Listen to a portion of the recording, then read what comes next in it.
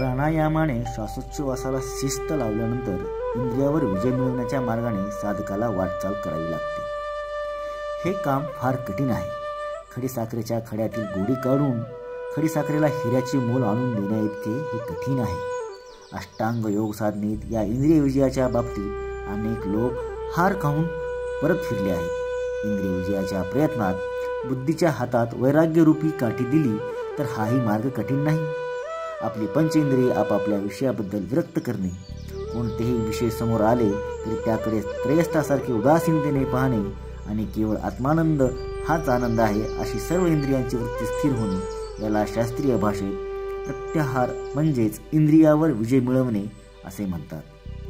मनोरूपी गायीला एकाग्रतेचे दावे बांधून मनाचे लक्ष एकाच ठिकाणी स्थिर करणे याला धारणा म्हणतात। आपल्या शरीरात 7 नाडीचक्रे आहेत।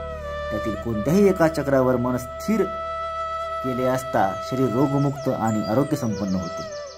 ही धारणा जमली म्हणजे तेथेच त्या नाडीचक्रावरच आपली वृत्ती एकाग्र करून निर्गुण निराकार अशा वृत्तीत साधक जेव्हा जेव्हा स्थिर होतो तेव्हा तेव्हा तो ध्यानमग्न होतो असे समजावे। आणि अशा ध्यानमग्न स्थितीत दुसरी कोणतीही वस्तू मनाच्या डोळ्याला न दिसता आपण निर्गुण निराकार आहोत अशी वृत्तीत तल्लीन होणे याला समाधी असे म्हणतात।